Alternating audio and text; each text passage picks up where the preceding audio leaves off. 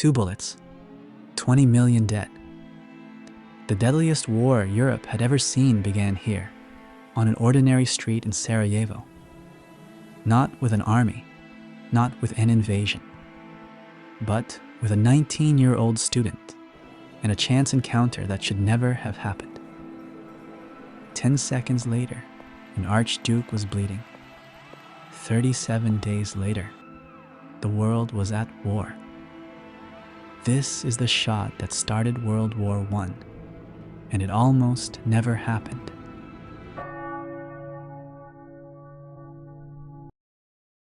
To understand Sarajevo, you must first understand the world in 1914. Europe was a powder keg. 6 great empires divided the continent, each one armed, each one suspicious of the others. 2 massive alliances had formed. The Triple Alliance: Germany, Austria, Hungary, Italy. Against the Triple Entente: France, Russia, Britain. Every nation was building weapons, training armies, and waiting for someone to make the first move. The Austro-Hungarian Empire stretched across Central Europe, ancient, powerful, and quietly rotting from within. Its emperor, Franz Joseph, was 83 years old. He had ruled for 66 years. His empire was held together by tradition alone. His nephew and heir, Archduke Franz Ferdinand, was a complicated man. Stubborn, brilliant, deeply unpopular at court. He had married for love. Sophie Chotek, a woman the royal court considered beneath him. He never forgave those who looked down on her. Bosnia, a small province in the Balkans, Austria-Hungary had annexed it in 1908. The Slavic people who lived there never accepted it. Sarajevo was Bosnia's capital, a city of mosques and churches, of markets and tension, a city where empires collided. Across the border, Serbia dreamed of a greater Serbia, a unified homeland for all South Slavic people. Bosnia was supposed to be part of it. In the shadows of Belgrade, a secret society called the Black Hand had formed. Its motto: union or death. They were military officers, nationalists, assassins, and they had a plan.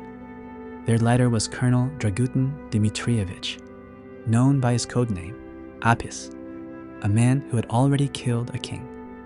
Apis made contact with a group of young Bosnian nationalists, idealistic, desperate, easy to use. Among them was Gavrilo Princip, born in poverty, rejected by the Serbian army for being too small, but consumed by one idea: freedom for his people. The Black Hand supplied them with 4 pistols and 6 grenades. Then they sent them across the border into Bosnia. 6 young men, 6 weapons, 1 target. The Archduke was coming to Sarajevo. Franz Ferdinand had agreed to inspect Austro-Hungarian troops in Bosnia. It was a routine visit, or so everyone thought. Serbian intelligence had learned of the plot. A warning was sent to Vienna. It was ignored. June 28, 1914. St. Vitus Day, the most sacred date in Serbian history. The Archduke chose this day to arrive. It was either ignorance or arrogance, perhaps both. The morning of June 28th arrived warm and clear. The city had been decorated with flags and flowers for the royal visit. The 6 assassins took their positions along the Apel Quay, the main road the motorcade would travel. Princip stood near the Latin Bridge, watching, waiting, his hand inside his coat pocket. At 9:28 in the morning, Franz Ferdinand arrived by train. He was dressed in full military uniform. Sophie wore white. Those who saw him that morning said he seemed distracted, heavy somehow, as if some part of him already knew. 6 cars formed the motorcade. Franz Ferdinand and Sophie rode in the 3rd car, an open Graf und Stift automobile. The crowd cheered as the motorcade moved along the Apel Quay. Children waved flags. Women threw flowers. The first assassin, Nedeljko Chabrinovich, stood at the riverbank. He pulled out a grenade. He struck it against a lamppost to arm it. He threw it at the Archduke's car. The driver saw it coming and accelerated. The grenade bounced off the folded roof. It exploded under the car behind. 20 people were wounded. The street filled with smoke and screaming. Franz Ferdinand was unharmed. He stood in his car and looked back at the chaos. His expression was fury, not fear. Chabrinovich swallowed his cyanide capsule and jumped into the river.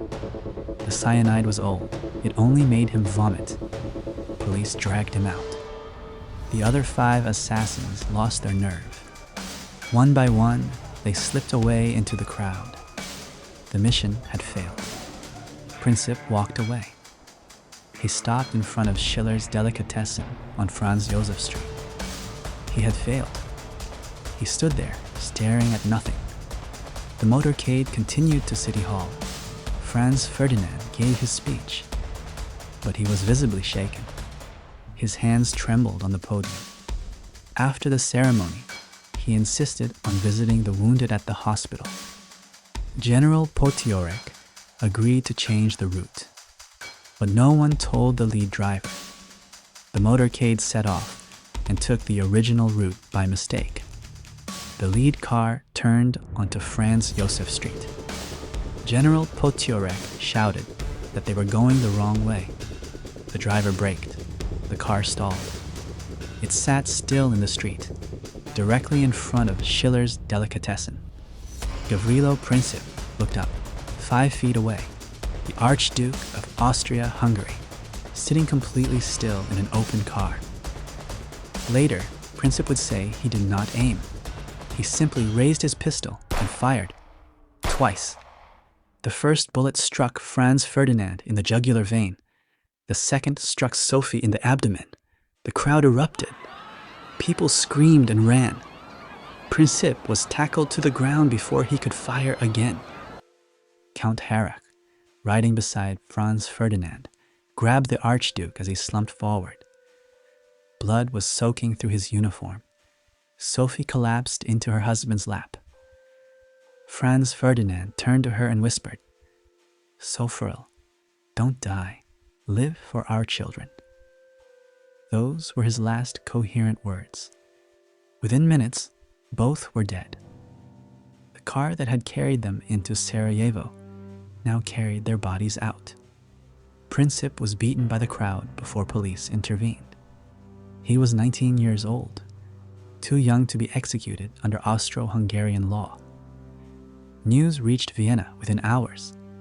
Emperor Franz Joseph reportedly said, "A higher power has restored the order, which I unfortunately was unable to maintain."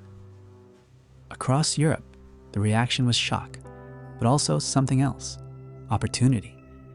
Every empire saw in this moment a chance to settle old scores. Austria-Hungary blamed Serbia directly. They saw this as their moment to crush Serbian nationalism once and for all. They asked Germany for support. Kaiser Wilhelm II gave what historians call a blank check, unconditional backing for whatever Austria-Hungary chose to do. On July the 23rd, Austria-Hungary delivered an ultimatum to Serbia, deliberately designed to be rejected. It contained 48 hours to comply. Serbia accepted nearly every demand, but not all. Austria-Hungary declared it insufficient. On July 28th, exactly 1 month after the assassination, Austria-Hungary declared war on Serbia. Russia, protector of Slavic nations, began to mobilize. Germany demanded they stop. They refused. Germany declared war on Russia on August 1st, then on France 2 days later, then invaded neutral Belgium.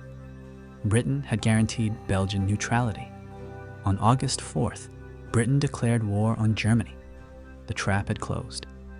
In 37 days, a regional dispute had become a world war.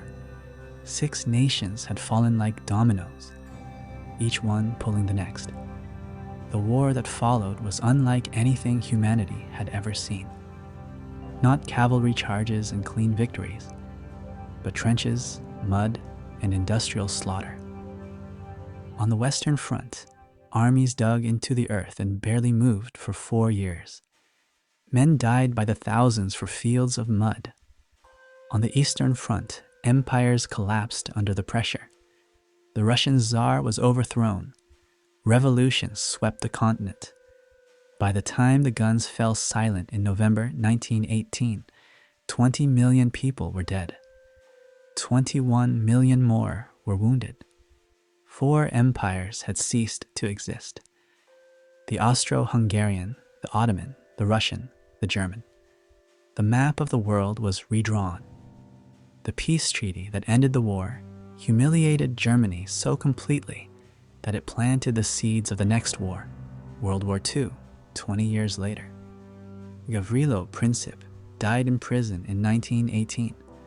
The same year the war he started finally ended.